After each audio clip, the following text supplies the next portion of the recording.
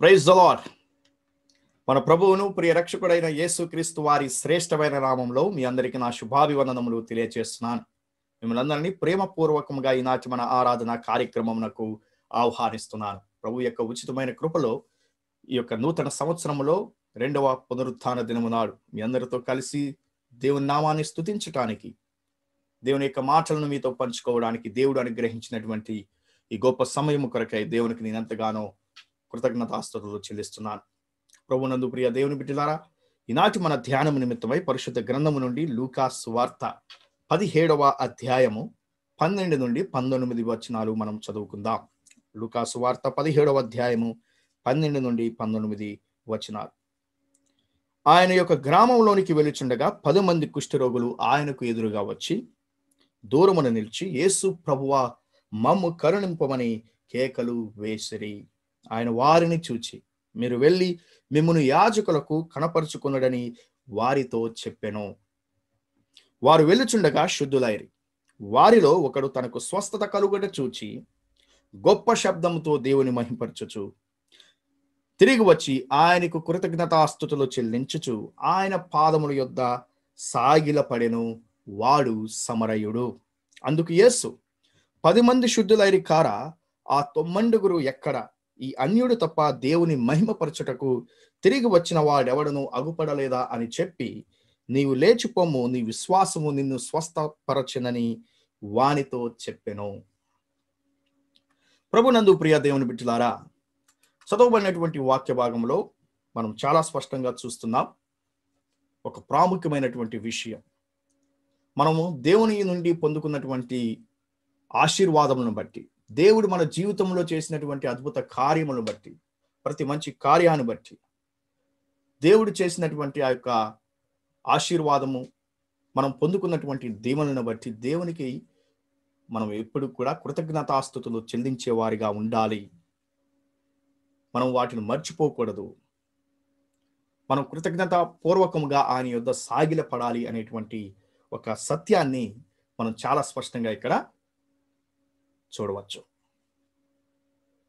ఈ చదవబడినటువంటి వాక్య భాగంలో మనం చూస్తున్నాం 10 మంది కుష్ఠరోగులు యేసుక్రీస్తు ప్రభువారు ఎప్పుడైతే ఆ గ్రామంలోనికి ప్రవేశించారో ఆయనకి ఎదురుగా వచ్చి ఈ కుష్ఠరోగులు, కరుణించుము ప్రభువా, మమ్మల్ని స్వస్థపరచమని కేకలు వేసినప్పుడు ఆయన జాలిపడి వారిని యాజకుల వద్దకు వెళ్ళి తమను తాము కనపరుచుకోమని, వారు పొందుకున్నటువంటి ఆ యొక్క స్వస్థతను లేదా వారు ఆ రోగము నుండి వారికి వచ్చినటువంటి ఆ యొక్క విడుదలను బట్టి, ఆ యొక్క స్వస్థతను బట్టి వెళ్ళి యాజకులకు చూపించము, కనపరుచుకోండి అని యేసుక్రీస్తు ప్రభువారు చెప్తారు.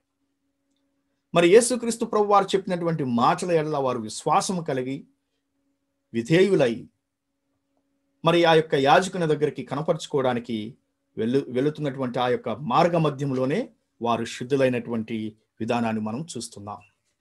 ఆ మార్గ మధ్యంలో వారు స్వస్థత పొందారు, శుద్ధులయ్యారు.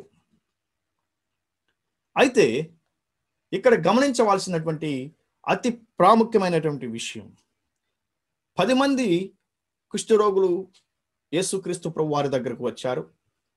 10 మంది కుష్ఠరోగులను యేసుక్రీస్తు ప్రభువారు యాజకుని దగ్గరకు పంపించారు కనపరుచుకోమని. మరి ఆ మార్గ మధ్యంలో వారు స్వస్థతను పొందారు, శుద్ధులయ్యారు. అయితే కేవలం ఒక్కడు మాత్రమే, ఆ స్వస్థత పొందినటువంటి ఆ 10 మంది కుష్ఠరోగులలో ఒక్కడు మాత్రమే, అది కూడా సమరయుడు, యూదులు కాదు, సమరయుడు మాత్రమే వెనక్కి వచ్చి యేసుక్రీస్తు ప్రభువారి యొద్ద సాగిలిపడి నమస్కరించి కృతజ్ఞతాస్తుతులు చెల్లించి దేవుణ్ణి మహిమపరిచాడు. తను పొందుకున్నటువంటి ఆ యొక్క స్వస్థతను బట్టి దేవుని ఎంతగానో గణపరిచాడు. తను తాను తగ్గించుకున్నాడు. వినయంతో యేసుక్రీస్తు ప్రభువారి దగ్గర ప్రభువారి పాదాల యొద్ద చేరారు, సాగిలపడ్డాడు, నమస్కరించాడు, మహిమపరిచాడు. అప్పుడు యేసుక్రీస్తు ప్రభువారు అంటున్నాడు, మరి 10 మంది కదా స్వస్థత పొందింది, ఒక్కడే వచ్చాడేంటి? మిగిలిన 9 మంది ఎవరు, ఎక్కడ? మరి ఈ అన్యుడు, ఈ సమరయుడు దేవుని మహిమపరచడానికి వచ్చాడు కానీ మరి మిగిలిన 9 మంది ఏరి అని ఈ యొక్క కృతజ్ఞతలు చెల్లించడానికి వచ్చినటువంటి ఆ యొక్క సమరయుడితో, స్వస్థత పొందినటువంటి ఆ యొక్క సమరయుడితో యేసుక్రీస్తు ప్రభువారు చెప్తున్నటువంటి మాట నీ విశ్వాసము నిన్ను స్వస్థపరచెను. నీ విశ్వాసము నిన్ను స్వస్థపరచెను. ఆల్రెడీ తనకి ఆ యొక్క కుష్ఠరోగం నుండి స్వస్థత వచ్చేసింది, విడుదల కలిగింది, శుద్ధులైపోయాడు. దాన్ని బట్టి మరి యాజకుని దగ్గరికి వెళ్ళి కనపరుచుకున్నాడు, తిరిగి వచ్చాడు, కృతజ్ఞతాస్తుతులు చెల్లించాడు.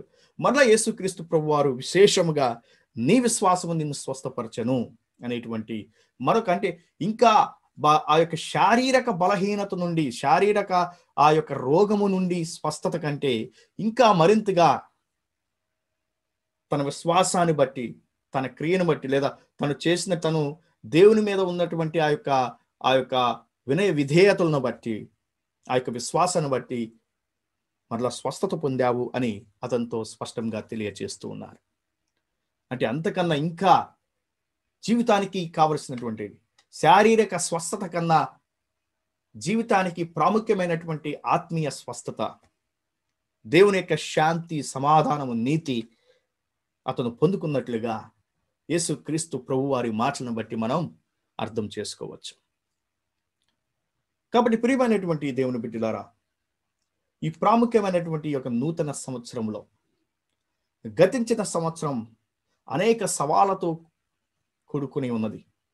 అనేకమైనటువంటి ఇబ్బందులు, ఇరుకులు, కష్టాలు మనం ఎదుర్కొని తీటుగా వాటిని దేవుడిచ్చినటువంటి శక్తితో, దేవుడిచ్చినటువంటి ఆ యొక్క సమాధానముతో, ఆ యొక్క ఆనందముతో మనం ఎంతగానో వాటిని అధిగమించి ఆ ప్రతికూల పరిస్థితులన్నిటిని, ఆ క్లిష్ట పరిస్థితులన్నిటినీ అధిగమించి ఎంతో ఆశీర్వాదకరంగా ఈనాటి ఈ యొక్క 2021వ సంవత్సరంలోకి మనం ప్రవేశపెట్టబడి ఉన్నాం.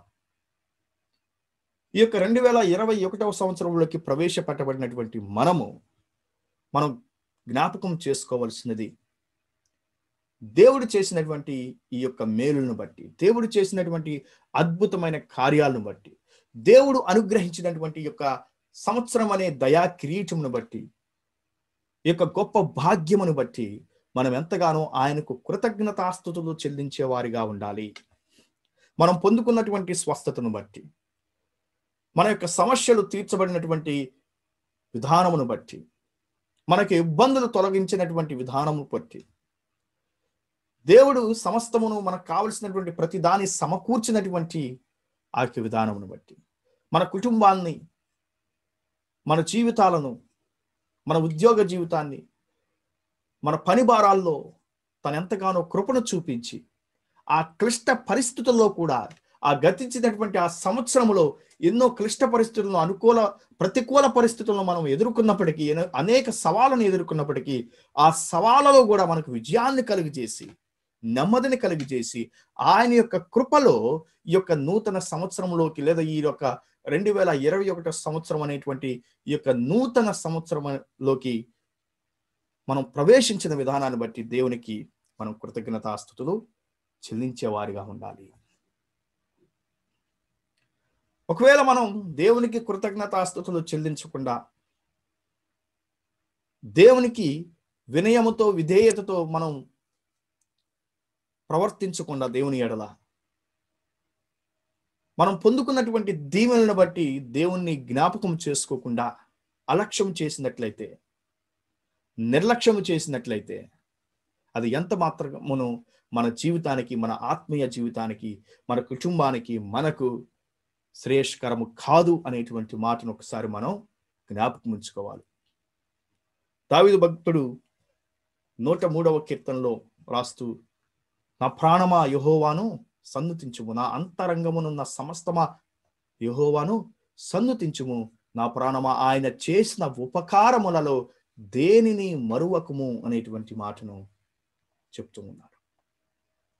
ఆయన చేసినటువంటి మేలులలో దేనిని మనం మర్చిపోకూడదు.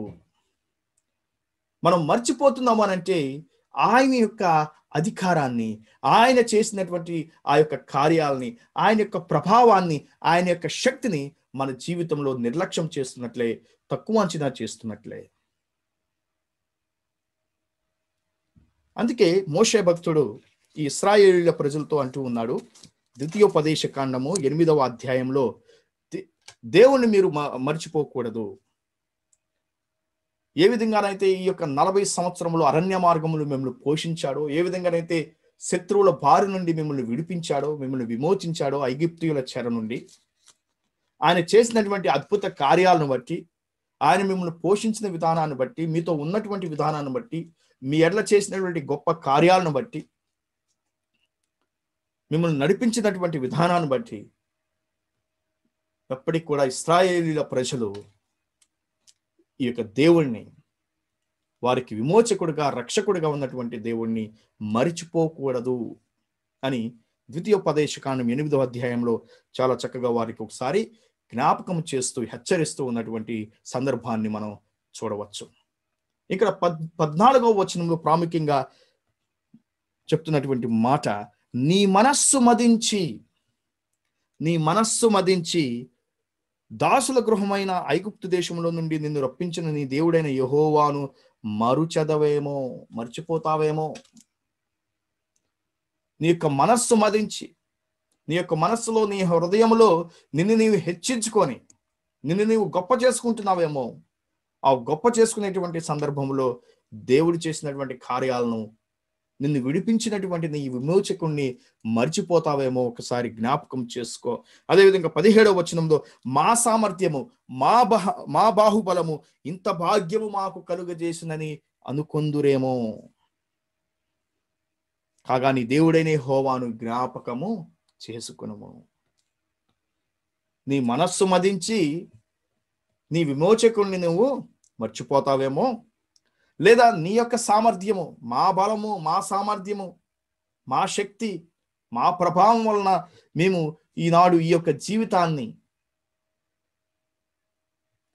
మేము అనుభవిస్తున్నాము, ఈ యొక్క పరిస్థితులను మేము అనుభవిస్తున్నాము అని ఒకసారి హృదయంలో అనుకుంటారేమో. అది ఏమాత్రం మీరు అనుకోవడానికి వీలు లేదు. మీరు యెహోవాను, నీ దేవుడైన యెహోవాను మీరు జ్ఞాపకము చేసుకోవాలి అని వారిని హెచ్చరిస్తూ చెప్తున్నటువంటి మాటలు మోషే దేవుడు బయలుపరిచినటువంటి మాటలను మోషే వారికి తెలియజేస్తూ హెచ్చరిస్తున్న విధానాన్ని మనం ఇక్కడ చూడవచ్చు. మన హృదయాలు, మన మనస్సులు చాలా ప్రాముఖ్యంగా మనం వాటిని ఉంచుకోవాల్సినటువంటి పరిస్థితి, చాలా జాగ్రత్తగా ఉంచుకోవాల్సినటువంటి పరిస్థితి. మన హృదయాలు కనుక ఒక్కసారి మనల్ని మనం హెచ్చింప చేసుకుంటే, మన శక్తి సామర్థ్యాలని, మన బలాలని గనక మనం ఒక్కసారి మన హృదయంలో, మన మనస్సులో గనక హెచ్చు చేసుకుంటే దేవుణ్ణి మర్చిపోయేటువంటి పరిస్థితి. అందుకే హోషేయ గ్రంథం 13వ అధ్యాయం 6వ వచనంలో దేవుడు హోషేయ ప్రవక్త ద్వారా ఇశ్రాయేలీలు చేస్తున్నటువంటి ఆ యొక్క ఏదైతే ఇశ్రాయేలీలకు గర్వముతో ఆయన్ని మరచిపోయినటువంటి విధానాన్ని ఒకసారి జ్ఞాపకం చేస్తున్నాడు. హోషేయ గ్రంథం 13:6వ వచనంలో ఒకసారి చూస్తాం. 4వ వచనంలో ఒకసారి చూస్తే, మీరు ఐగుప్తు దేశంలో నుండి వచ్చినది మొదలుకొని యెహోవానగు నేనే మీ దేవుడును, నన్ను తప్ప నీవు ఏ దేవుణ్ణి ఎరుగవు, నేను తప్ప రక్షకుడు లేడు. 6వ వచనం, తర్వాత వారికి మేత దొరకగా వారు తిని తృప్తి పొంది గర్వించి నన్ను మరచిరి. దేవుడు హోషేయ ప్రవక్త ద్వారా ఇశ్రాయేలీయుల ప్రజలు ఏ విధంగానైతే ఆయన మరచిపోయారో ఆ ప్రవక్త ద్వారా వారికి తెలియజేస్తున్నాడు, బయలుపరుస్తున్నాడు. వారిలో గర్వం వచ్చేసింది. వారు ఎప్పుడైతే కావలసిన ప్రతిదాన్ని నేను సమకూర్చానో, వారి జీవితాలు, వారి హృదయాలు తృప్తి పొందుతున్నాయో, వారి తృప్తిని అనుభవిస్తూ ఉన్నారు, తృప్తిగా వారు తింటున్నారు, తృప్తిగా వారు జీవిస్తున్నారు, క్షేమంగా వారు ఉన్నారు. ఆ పరిస్థితిని బట్టి వారికి ఏమొచ్చేసింది, వారి మనస్సు, వారి హృదయం మదించిపోయింది, గర్విష్ఠులైపోయారు. ఆ గర్వమును బట్టి వారు దేవుడు చేసినటువంటి కార్యాలను మరచిపోయారు. కాబట్టి ఎప్పుడు మనం దేవుని యొక్క కార్యాలను మర్చిపోతాం, ఎప్పుడు మనం ఆయన చేసినటువంటి దీవెనలను, ఆశీర్వాదాలను జ్ఞాపకం ఉంచుకోము అనే ఆలోచన చేస్తే, మన హృదయము, మన మనస్సు మదించినప్పుడు, ఎప్పుడైతే మనల్ని మనం హెచ్చుగా హెచ్చించుకుంటామో, మన గురించి మనం ఎక్కువగా ఆలోచన చేసుకొని మన శక్తి సామర్థ్యాలను బట్టి మనం హెచ్చు చేసుకుంటాము, ఈ యొక్క తృప్తిగా ఉన్నటువంటి యొక్క జీవన విధానంలో, సమస్తము సమకూర్చబడి క్షేమముగా ఉన్నటువంటి ఆ యొక్క జీవన ప్రయాణములో మన మనస్సులు మదించిపోయేటువంటి అవకాశం లేకపోలేదు. ఆ మదించిపోయినట్లయితే మనకేమొస్తుంది? మనకి గర్వం వచ్చేస్తుంది. ఆ గర్వం వచ్చినప్పుడు తప్పకుండా నీవు దేవుణ్ణి మర్చిపోతావు. ఏం చేశాడు దేవుడు? నేను ఇంతగా దేవుని ఆరాధిస్తుంటే, ఇంతగా ఆయనకు విధేయునిగా ఉంటుంటే, ఇన్ని రీతుల్లో నేను ఆయనకు పరిచర్యకు సహకారిగా ఉంటుంటే, ఎన్నో సంవత్సరాలుగా నేను ఆయన సేవకు నేను సహాయకునిగా ఉంటుంటే, ఆయన సన్నిధికి వెళ్తున్నాను, ఆలయంలో అనేక రీతుల్లో నేను సహాయపడుతున్నాను. అయితే ఎందుకు నా జీవితంలో ఆ మేలులు తక్కువైపోయాయి? నా కుటుంబంలో ఎందుకు ఈ ఆందోళనలు? నా కుటుంబంలో ఎందుకు ఈ సమస్యలు? ఎందుకు నా యొక్క బిడ్డలు ఆశీర్వాదకరంగా లేరు? ఎందుకు నా జీవితం ఆశీర్వాదకరంగా లేదు? దేవుడు ఏం చేశాడు నాకు అనేటువంటి ధోరణిలో చాలా మంది ఆలోచించేవారు లేకపోలేదు ప్రియులారా. అయితే దేవుడు జ్ఞాపకం చేస్తున్నాడు, సమస్తమును నీకు సమకూరుస్తున్నాడు, నీ యొక్క ప్రాణాన్ని తృప్తిపరుస్తున్నాడు, నీకు ఆయుష్నిచ్చి, శక్తి సామర్థ్యాలనిచ్చి, మంచి ఆరోగ్యాన్ని ఇచ్చి, తన కృపను నీ మీద ఉదయింపచేసి, నీ సమస్యల గుండా నిన్ను తప్పించి, నీ శత్రువుల బారి నుండి నిన్ను తప్పించి, క్షేమముగా ఈ యొక్క నూతన సంవత్సరంలోకి నిన్ను ఆయన ప్రవేశపెట్టబడి ఉన్నారు. ఒకవేళ నీవు అనేకమైన సమస్యల గుండా వెళ్ళి ఉండొచ్చు, బలహీనుడు అయిపోయి ఉండవచ్చు, శక్తిహీనుడు అయిపోయి ఉండవచ్చు, కానీ దేవుని యొక్క కృపలో ఈ యొక్క నూతన సంవత్సరంలోకి నువ్వు ప్రవేశింపబడి ఉన్నావు. ఆయన చేసినటువంటి మేలును బట్టి, ఆయన యొక్క కృపను బట్టి నువ్వు ఆయనకు కృతజ్ఞతాస్తుతులు చెల్లించేవారుగా ఉండాలి.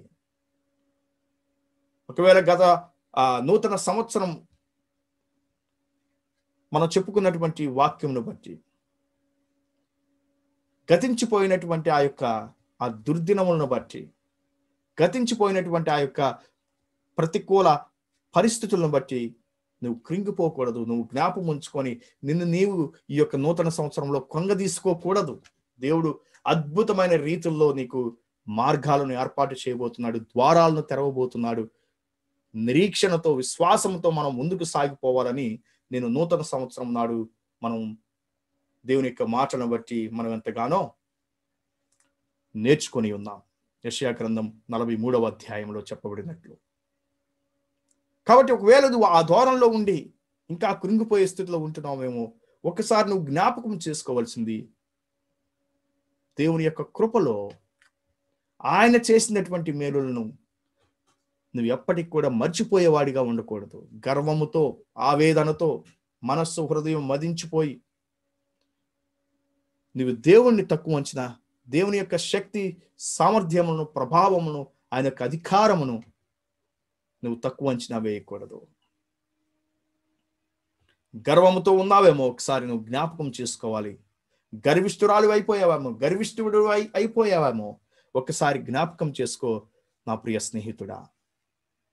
ఎందుకంటే దేవుడు అహంకారులను ఎదిరించి దీనులకు తన కృపను దయచేస్తాను అని వాగ్దానం చేశాడు. యాకోబు పత్రిక 4వ అధ్యాయం 6లో చెప్పబడినట్లు ఆయన దీనులకు తన కృపను కలుగు చేయవాడు. నీలో గర్వం ఉన్నట్లయితే, నీలో అహంకారం ఉన్నట్లయితే, దాన్ని నువ్వు పెంచి పోషించుకున్నట్లయితే అది నిన్ను నాశనమునకు దారి తీస్తుంది.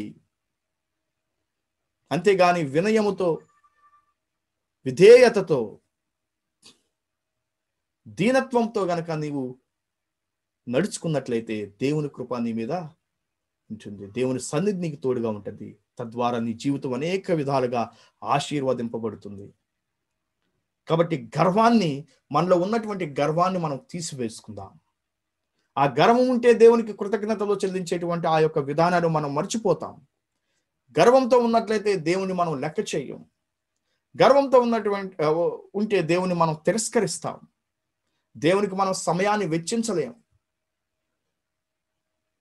కాబట్టి ప్రియ దేవుని బిడ్డలారా, ఈ ఇశ్రాయేలీలు ఏ విధంగానైతే గర్వంతో దేవుని మర్చిపోయారో, ఏ విధంగానైతే వారి హృదయము, వారి మనస్సు మదించిపోయి దేవుణ్ణి మర్చిపోయేటువంటి ఆ యొక్క పరిస్థితిలోకి వారు వెళ్ళారో, ఏ విధంగా ఈ యొక్క 9 కుష్ఠరోగులు యేసుక్రీస్తు ప్రభువారి నుండి స్వస్థతను పొందుకొని కూడా ఆయన యొద్దకు తిరిగి రాకుండా వారిలో ఉన్నటువంటి గర్వమును బట్టి, లేదా ఇంకా స్వస్థత పొందే కదా, కావలసింది మనకు దొరికింది కదా దేవుని నుండి, ఇంకా మనకెందుకు ఆయన అనేటువంటి దూరంలో ఒకవేళ నువ్వు నేను మనందరం ఉంటున్నామేమో ఒకసారి మనల్ని మనం పరిశీలన చేసుకోవాలి. ఈ యొక్క నూతన సంవత్సరంలోకి ప్రవేశపెట్టబడినటువంటి మనము, దేవుని యొక్క కృపను అనుభవిస్తున్నటువంటి మనము దేవునికి కృతజ్ఞతాపూర్వకంగా ఉంటున్నామా లేదా అనేటువంటిది మనము ఆత్మ పరిశీలన చేసుకోవాల్సినటువంటి అవసరం ఎంతైనా ఉంది. కాబట్టి దేవుని యొద్ద నుండి పొందుకున్నటువంటి ఆ యొక్క మేలులను బట్టి, దేవుని యొద్ద నుండి పొందుకున్నటువంటి ఆ యొక్క దీవెనలను బట్టి మనం ఆయనకు కృతజ్ఞతాస్తుతులు చెల్లించేవారిగా ఉండాలి. అంతేగాని మనం ప్రార్థించిన రీతిగా పొందుకున్న దాన్ని బట్టి మనం దేవునికి కృతజ్ఞతలు చెల్లించకుండా, పొందుకున్న తర్వాత ఇంక అయిపోయింది. చాలా మంది ప్రార్థన చేస్తూ ఉంటారు, ఏదైనా వారికి అవసరతలో ఉన్నప్పుడు, ఏదైనా సమస్యలో ఉన్నప్పుడు, ఏదైనా వారు కావాలని ఆశించినప్పుడు అనేక రకాలుగా ప్రార్థిస్తారు. అనేక మందికి ప్రార్థించమని విన్నవించుకుంటారు. కొంతమంది అయితే ఇంకా ఉపవాసం ఉండి రేయింబవళ్ళు కూడా ప్రార్థించేవారు లేకపోలేదు. అయితే ప్రార్థిస్తారు, దేవుడు వారికి తప్పకుండా మేలును వారి జీవితంలో, వారి కుటుంబ జీవితంలో చేస్తాడు. వారు పొందుకుంటారు దేవుని యొక్క మేలులను, ఆశీర్వాదములను. వారు ప్రార్థించిన రీతిగానే, వారు విశ్వసించిన రీతిగానే, వారు నిరీక్షణతో ఉండిన రీతిగానే దేవుడు వారి ఎడల మంచి అద్భుత కార్యాలు చేస్తాడు. అయితే కొంతమంది ఏం చేస్తారంటే ఈ యొక్క అద్భుత కార్యాలను లేదా దేవుని యొక్క ఆశీర్వాదాలను పొందుకున్న తర్వాత దేనికోసమైతే వారు ప్రార్థిస్తున్నారో, దేనికోసమైతే నిరీక్షణతో విశ్వాసంతో ఎదురు చూస్తూ ఉన్నారో దాన్ని పొందుకున్న తర్వాత ఇంకా దేవుణ్ణి మర్చిపోయేటువంటి పరిస్థితి. పొందుకునేదాకా దేవునితో పెనుగులాడుతారు, దేవునితో ప్రార్థిస్తారు, దేవునికి ఎంతో విధేయునిగా ఉంటారు. ఒక్కసారి దాన్ని అనుభవించిన తర్వాత ఇంకా మరలా స్కెడ్యూల్ మారిపోద్ది. ప్రార్థించే ఆ యొక్క సమయం తగ్గిపోద్ది, ఆ యొక్క విధానం మారిపోద్ది. కాబట్టి అలాంటి ధోరణిలో మనం ఉండకూడదు. మన ఆత్మీయ జీవితంలో ఎప్పుడు కూడా ప్రతి సమయమునందు మనం దేవునికి కృతజ్ఞతాస్తుతులు చెల్లించేవారిగా ఉండాలి. అదే మనం 1 దెస్సలోనికయులకు 5వ అధ్యాయము 16-18 వచనాల్లో మనం చూస్తాం. ప్రతి విషయమునందును కృతజ్ఞతాస్తుతులు చెల్లించుడి, ఇలాగు చేయుట యేసు క్రీస్తు నందు మీ విషయములో దేవుని చిత్తం. మనం దేవునికి కృతజ్ఞతాస్తుతులు చెల్లించటం యేసుక్రీస్తు నందు దేవుని యొక్క చిత్తం మన జీవితంలో. సో యేసుక్రీస్తు నుండి స్వస్థత పొందినటువంటి మనము, లేదా యేసుక్రీస్తు వారి నుండి రక్షణ పొందుకున్నటువంటి మనము, యేసుక్రీస్తులో దొరుకుతున్నటువంటి రక్షణను, యేసుక్రీస్తులో దొరుకుతున్నటువంటి ఆ యొక్క సంతోష సమాధానమును, శాంతిని, ఆ యొక్క కృపను పొందుకున్నటువంటి మనము అన్ని వేళల, అన్ని సమయాలలో, ప్రతి విషయములలో నీకు బాధ కలిగించేదైనా, నీకు సంతోషాన్ని ఇచ్చేదైనా, నీకు మేలుకరమైనదైనా, లేదా అది నీకు దీవెనకరము కాదు అని నువ్వు భావించిన ఆ ప్రతి విషయములో, ఆ ప్రతి సమయములో మనం కృతజ్ఞతాస్తుతులు చెల్లించాలి దేవునికి. రక్షణ భాగ్యాన్ని పొందుకున్నటువంటి ప్రతి ఒక్కరూ, యేసు క్రీస్తును అనుసరిస్తున్నటువంటి ప్రతి ఒక్కరము మనం చేయవలసినటువంటి ఇది కృతజ్ఞతాస్తుతులు చెల్లించడం.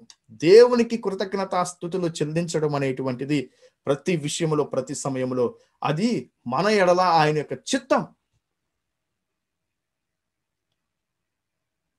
కాబట్టి ఈ యొక్క సంవత్సరంలో ఈ యొక్క నూతన సంవత్సరంలో ప్రవేశపెట్టబడినటువంటి మనం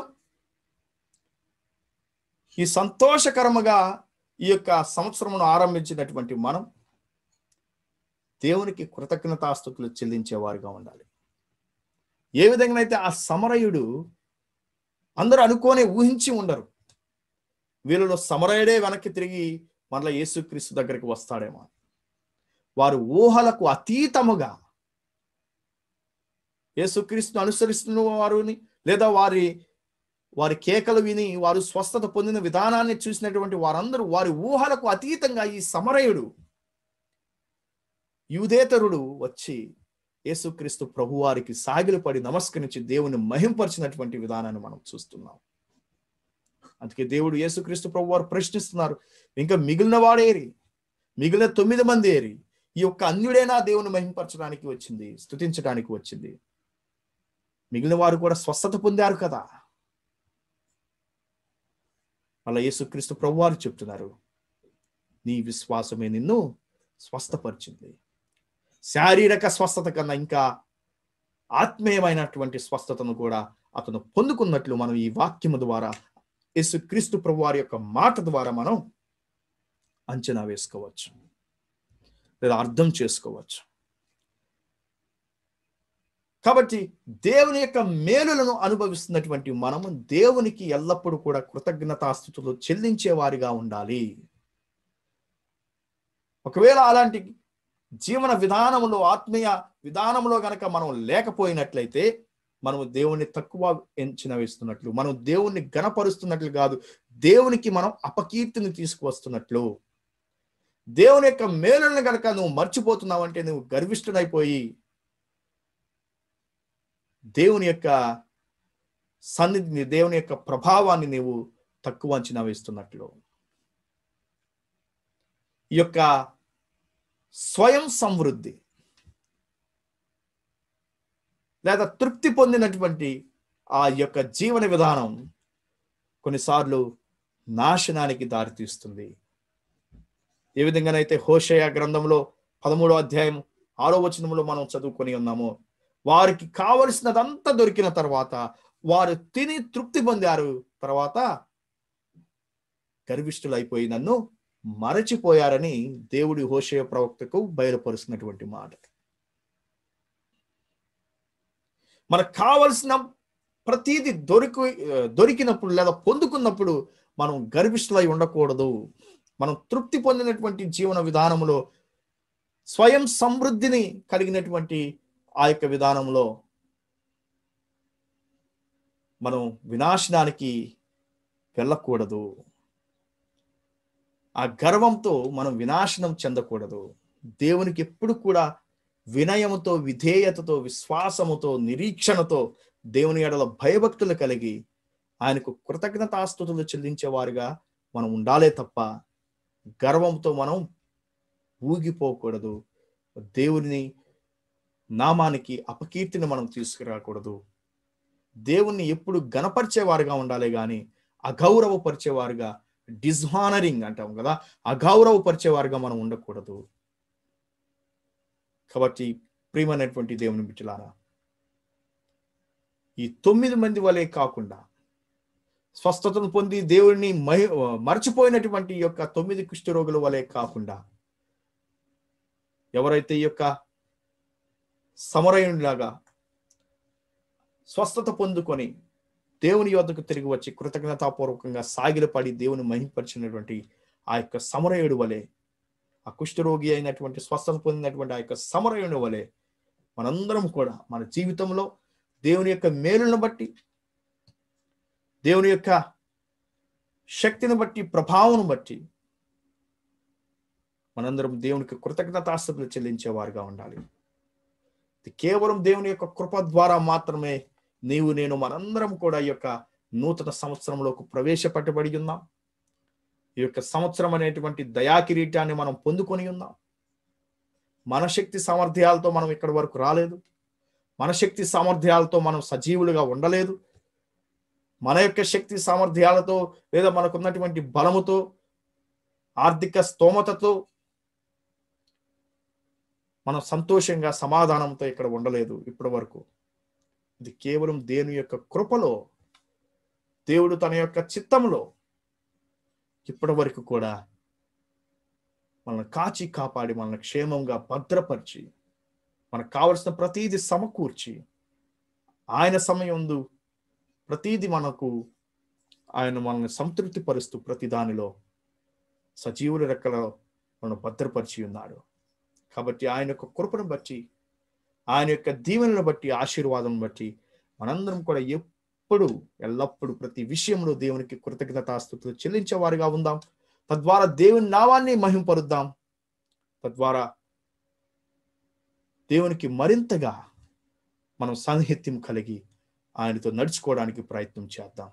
దేవుడి యొక్క నూతన సంవత్సరంలో మరింతగా మన పట్ల ఆశీర్వదించి మనం దీవించి ఆయన నామ ఘనత కొరకు మనల్ని వాడుకును గాక. ఆమేన్. ప్రార్థన చేసుకుందాం. పరిశుద్ధుడా, ప్రేమ గల మా ప్రియ పరలోకపు తండ్రి, ఈ శ్రేష్టమైన నామమునకు మరొకసారి వందనములు, స్తుతులు, స్తోత్రములు చెల్లిస్తున్నాం. విత్తబడిన వాక్యము ద్వారా తండ్రి ఆ యొక్క స్వస్థత పొందినటువంటి 10 మంది కుష్ఠరోగుల్లో కేవలం ఒక కుష్ఠరోగి మాత్రమే స్వస్థత పొందుకొని కృతజ్ఞతాపూర్వకంగా నీ యొద్దకు తిరిగి వచ్చి దేవుని మహిమపరిచినటువంటి ఆ యొక్క విధానాన్ని మేము జ్ఞాపకం చేసుకుంటూ మా యొక్క జీవితాలను తండ్రి ఒకసారి పరిశీలన చేసుకొని మేము కూడా ఎవరైతే ఆ యొక్క సమరయుని వలె ప్రతి విషయంలో కృతజ్ఞతాస్తుతులు చెల్లించేవారుగా మేము ఉండటానికి మీరు సహాయం చేయమని ప్రార్థిస్తున్నాం. ఈ యొక్క నూతన సంవత్సరంలో తండ్రి యొక్క ఆరంభ దినాల్లో మేము ఉన్నాం. మీరెంతగానో మా పట్ల కృపను చూపించి ఇప్పటి వరకు నీ యొక్క సన్నిధి మాకు తోడుగా ఉంచి నీ యొక్క కృపలో మమ్మల్ని భద్రపరిచారని బట్టి మీకు వందనములు, స్తుతులు, స్తోత్రములు. తండ్రి ప్రభువా, పొందుకున్నటువంటి ప్రతి ఆశీర్వాదమును బట్టి, అనుభవిస్తున్నటువంటి ప్రతి అద్భుతమైన కార్యమును బట్టి మేము మీ ఎడల కృతజ్ఞతాస్తుతులు చెల్లించేవారుగా, సాగిలపడి మీకు మ్రొక్కి మీ నామాన్ని మహిమపరిచేవారుగా మేము ఉండటానికి మీరు సహాయం చేయమని తండ్రి ఈ యొక్క సంవత్సరమును మా జీవితంలో మరింతగా ఆశీర్వదించమని, ఈ సంవత్సరంలో మరింతగా మా యొక్క జీవితాలను ఆశీర్వదించి అనేక మంది తండ్రి ఆశీర్వాదకరంగా ఉండటానికి మీతో తండ్రి మంచి సాన్నిహిత్యం కలిగి మరింతగా మిమ్మల్ని మహిమపరిచే వారిగా మేము ఉండటానికి మీరు సహాయం చేయమని నీ యొక్క మాటలు వింటున్నటువంటి నీ ప్రియ బిడ్డలందరినీ ఒకసారి జ్ఞాపకం చేసుకుని ప్రభువా, వారి జీవితాలను మీరు ఆశీర్వదించండి. వారికి ఉన్నటువంటి ప్రతి విధమైన సమస్య నుండి వారికి విడుదల కలిగి చేయండి తండ్రి. శక్తి సామర్థ్యాలను వారికి అనుగ్రహించండి. వారి బలహీనతల్లో తండ్రి కావలసిన శక్తిని మీరు అనుగ్రహించండి. వారి రోగం నుండి వారికి విముక్తిని కలుగు చేయండి తండ్రి. వారికి ద్వారాలను తెరవండి ప్రభువా. కావలసిన ప్రతి దాన్ని సమకూర్చమని అడుగుతున్నాను. ఈ మాటలు వింటున్నటువంటి నీ ప్రియ బిడ్డలందరినీ వారి జీవితాలను ఒకసారి జ్ఞాపకం చేసుకుని వారి జీవితాలను సన్నిధితో నింపమని ప్రార్థిస్తున్నాం. పరిశుద్ధాత్మ శక్తితో వారిని నింపి మరింతగా తండ్రి నీతో సన్నిహిత్యము కలిగి ఈ సంవత్సరంలో నీ యొక్క అద్భుతమైన కార్యాలను వారు అనుభవించడానికి మీరు సహాయం చేయమని తండ్రి, మీ పట్ల విశ్వాసముతో, వినయముతో, విధేయతతో, నిరీక్షణతో తండ్రి వారు ముందుకు నడుచుకోవడానికి మీరు సహాయం చేయమని యేసు క్రీస్తు వారి శ్రేష్టమైన నామంలో అడిగి వేడుకొని ప్రార్థిస్తున్నాము తండ్రి. ఆమేన్. మన పరమ తండ్రి అయిన దేవుని యొక్క ప్రేమయు, కుమారుడైన యేసు క్రీస్తు వారి యొక్క కృపయు, పరిశుద్ధాత్మ దేవుని యొక్క అన్యోన్య సహవాసము, సమాధానము ఇప్పుడు ఎల్లప్పుడూ మనందరికీ తోడై ఉండి నడిపించును గాక. ఆమేన్. దేవుడు మనందరికీ తోడుగా ఉండి నడిపించును గాక. ఆమేన్.